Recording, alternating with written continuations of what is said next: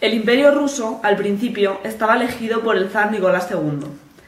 Había una población de diferentes etnias, lenguas y religiones. Tenía una economía agraria, en la que había una propiedad comunal llamada mir. En el siglo XIX, el capitalismo penetró en la parte occidental del imperio y algunos lugares se industrializaron. Esta industrialización dio lugar a las ideas liberadas como el anarquismo y el marxismo. El anarquismo produjo intelectuales como Bakunin y Kropotkin. En el siglo XIX se crearon el Partido Democrático Constitucional y el Partido Social Revolucionario. El marxismo dio lugar al Partido Socialdemócrata Ruso, cuyo líder era Lenin. En 1905 hubieron unos intentos de reforma que aumentaron las malas condiciones de vida. La revolución tuvo fuerza a San Petersburgo, con una manifestación en el Palacio de Invierno. Después se crearon unas reformas políticas y económicas, y se convoca una asamblea legislativa de representantes de los distintos grupos políticos. En 1914 se produjo la Primera Guerra Mundial y las alianzas internacionales concretadas en la Triple Entente con Inglaterra y Francia hizo que Rusia entrara en conflicto. Rusia participó en la guerra y las fábricas pasaron a transformarse en industrias. Hubieron una disminución de la producción agrícola, por lo tanto subieron los precios. Se crearon derrotas en Alemania que Rusia no pudo evitar. Rasputín fue el que tuvo mayor influencia en un desastre militar y económico. Hubo una caída del Fórum en febrero de 1917. Comenzó el 23 de febrero y culminó el 27 de febrero en una huelga general. En el país se crearon grupos soviéticos y todo llegó a un gobierno provisional que prometió reformas políticas y sociales. Con la caída del zar, la guerra continuaba y los obreros y soldados exigían la resistencia inmediata. Empezó, pues, el doble poder. La dualidad de poderes ocurrió entre marzo y octubre de 1917. En abril, Lenin defendió la revolución. El nuevo gobierno hizo en noviembre una Asamblea Nacional Constituyente.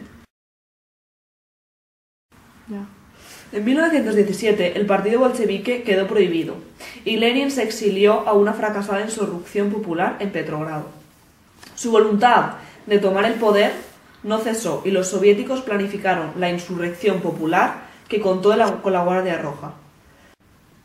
El 25 de octubre las fuerzas insurrectas se apoderaron de lugares y servicios clave de la capital. El ejército no dispararía contra el pueblo y llegó el asalto al Palacio de Invierno. El triunfo en Petrogrado fue decisivo y el gobierno dimitió. La revolución se extendió a Moscú y a los núcleos industriales de Rusia. Un nuevo decreto estableció la paz con Alemania. Las conversaciones llegaron al Tratado de Brest-Litovsk. Los defensores del viejo orden zarista iniciaron la resistencia armada para impedir la consolidación del Estado soviético. Estos partidarios del viejo orden acabaron llamándose rusos blancos por oposición a la Rusia roja. Se inició una guerra civil que costó gran número de vidas, miseria y hambre. A finales de 1918 los éxitos del Ejército Rojo crecieron y en 1921 ganó la guerra. La guerra civil hizo que llegara al comunismo de guerra. La Asamblea Nacional Constituyente transformó el zarismo en una república democrática. El partido bolchevique en 1921 empezó a llamarse Partido Comunista de la Unión Soviética y se encargó del Politburo. El partido y Estado quedaron poco a poco identificados. El órgano supremo del Estado era el Congreso de los Soviéticos, en manos de un presidium. De los asuntos del gobierno se encargaba el Consejo de Comisarios del Pueblo. En 1922 se creó la Unión de Repúblicas Socialistas Soviéticas y adquirió su forma definitiva en la Constitución de 1922. En la Revolución se rebeló la marinería del puerto de Krostov. Lenin en 1921 propuso la NEP, la nueva política económica, que significaba la implantación de una economía mixta en la que algunos sectores socializados convivirían con un retorno a la economía de mercado, que permitiría la pequeña propiedad y los intercambios privados. La NEP cumplió sus objetivos económicos y en 1926 la economía soviética había superado los niveles anteriores a la Gran Guerra. Los revolucionarios rusos decían que los partidos socialistas habían alejado las propuestas revolucionarias. Su objetivo había dejado de ser la destrucción del capitalismo. Los bolcheviques querían renovar el marxismo, creando partidos dispuestos a liberar la revolución obrera. En 1919 se fundó en Moscú la Tercera Internacional, conocida como la Comintern. Se hizo un llamamiento a todos los partidos socialistas para abandonar la Segunda Internacional. Esto produjo divisiones. Todo esto se hizo más evidente cuando el Congreso de Comintern hizo 21 condiciones que debían cumplir los partidos que querían adherirse. Las 21 condiciones dieron lugar al nacimiento de los partidos comunistas y estos partidos dieron lugar al leninismo.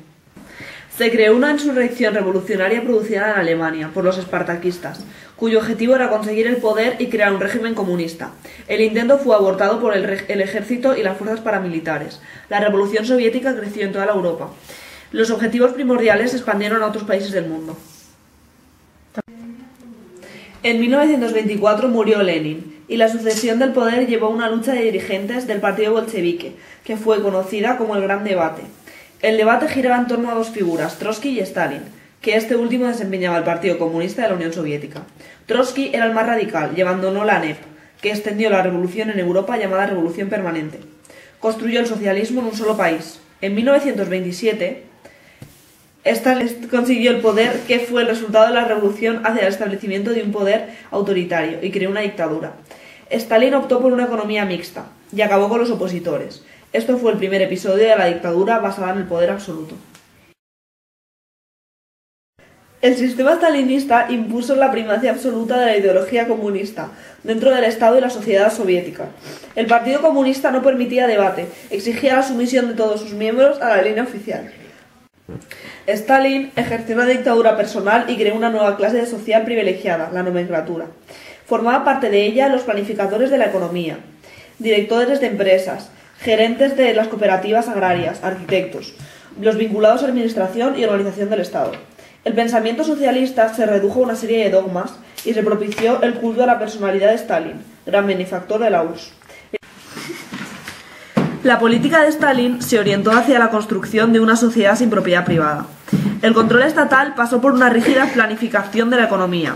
El Gosplan tenía de intención convertir a la URSS en un país plenamente industrial y hacer de su sector agraria un extraordinario núcleo de producción a través de la explotación colectivizada. El primer plan quinquenal estuvo vigente durante el primero de 1929 y 1933. La colectivización masiva de la agricultura comenzó en 1929. Fue el fin de los kulaks, los propietarios acomodados que fueron expropiados y aniquilados. Los capitales necesarios para el crecimiento industrial se extrajeron de la agricultura, minería y otras actividades primarias que generaron una importante desigualdad entre la ciudad y el campo. En 10 años, la industrialización de la URSS se transformó rápidamente en una estructura económica del país. Creció en hierro, acero, carbón, hidroelectricidad y ferrocarril. A finales del 1930, la URSS se había situado entre las grandes potencias del mundo.